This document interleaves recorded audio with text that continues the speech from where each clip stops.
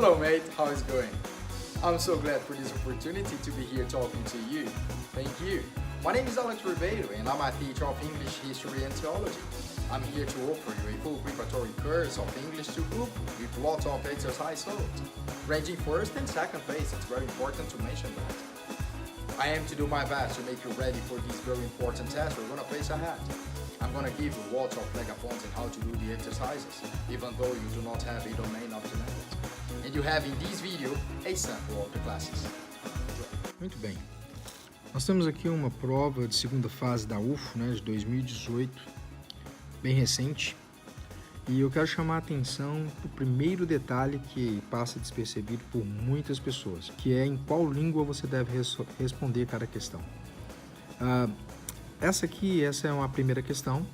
A instrução veio escrita logo na primeira questão. Então, repara, responda a questão em inglês. Respostas em português não serão aceitas. Então, é muito importante você, primeiramente, tirar um tempo e verificar em quais questões, né, você deve responder em português e em quais questões você deve responder em inglês. Provavelmente, pode ser que a sua prova venha primeira e segunda questão para que você responda em inglês, terceira e quarta questão para que você responda em português. Cada questão normalmente vem com letra A e letra B. E isso faz com que você tenha 8 questões então, ok? Sendo cada alternativa 10 pontos, então 8 vezes 10, 80 pontos. E você terá 80 pontos distribuídos na prova inteira. Então, primeiro detalhe, verifique em qual língua você deve responder cada questão. Vamos lá. A letra A dessa primeira questão diz respeito sobre uma pergunta em como, né? Você vai ter muitas questões em inglês na segunda fase, nós vamos passar por todas elas.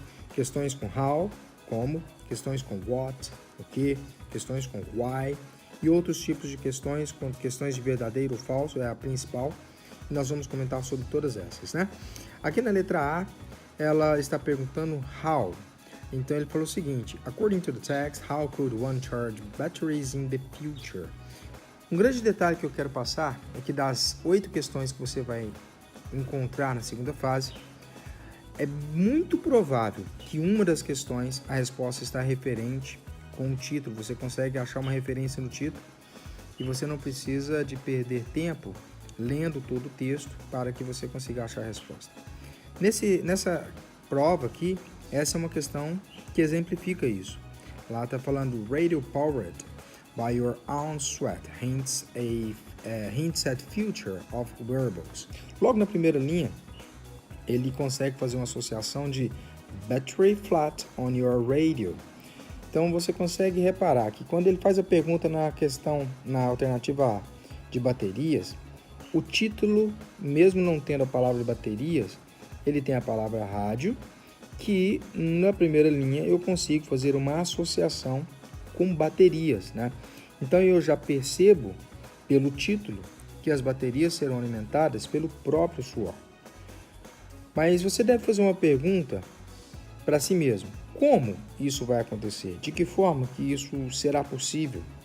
No texto um pouco mais embaixo, ela está dizendo que vai ter um pequeno adesivo que vai estar grudado à pele e que recolhe esse suor.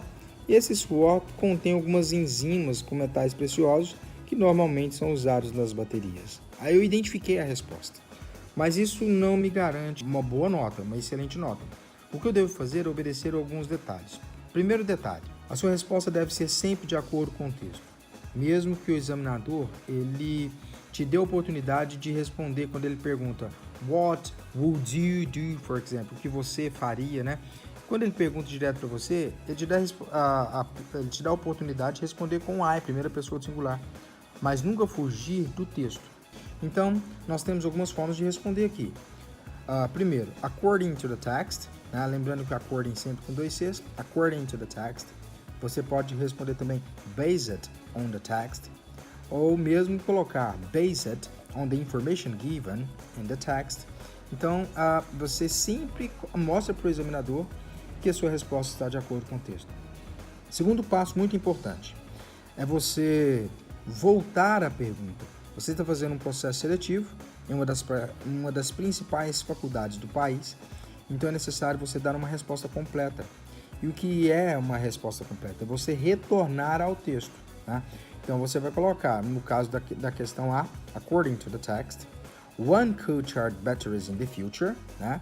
Então, como é uma resposta completa, eu voltei na pergunta, eu apenas substituí, né, troquei a ordem do one could, porque na pergunta está how could one. Como é uma pergunta, o could é um modal, ele antecede o nome do sujeito. E na afirmativa, a ordem da estrutura é nome auxiliar. Como o modal é auxiliar, né? Então o could vai ficar depois do one na resposta. Então nossa resposta, sem eu achar a resposta do texto até agora, ficaria according to the text, one could charge batteries in the future. Como eu preciso colocar por meio de, né? Por meio de um suor, por meio do seu próprio suor, eu preciso colocar a palavra through, que é por meio de. According to the text, one could charge batteries in the future through his own sweat. Então, por meio do seu próprio suor. E eu fiz a pergunta para mim aquela hora, a hora que eu fui identificar a resposta no texto. De que forma que isso é feito? É por meio de um adesivo, né, grudado à pele, que coleta o suor e que contém esses materiais, contém esses metais. Essa resposta está no texto, então eu tiro do texto e ponho na minha resposta. Ficaria, according to the text, one could charge batteries in the future through his own sweat, which is collected by a patch that sticks to skin. It contains enzymes that replace the precious metals normally used in batteries. Então, eu nada mais fiz do que pegar a resposta do texto e acrescentar junto à minha. E eu dei um formato de texto dela, seguindo 3 passos importantes. Primeiro, demonstrar para o examinador que minha resposta é de acordo com o texto.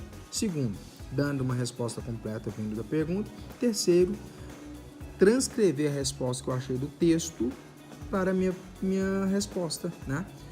Por que transcrever? Porque a resposta é em inglês. Então, é isso aí. Fechei meus 10 primeiros pontos dos 80 que eu preciso. According to the text, one could charge batteries in the future through his own sweat, which is collected by a patch that sticks to his skin. It contains enzymes that replace the precious metals normally used in batteries.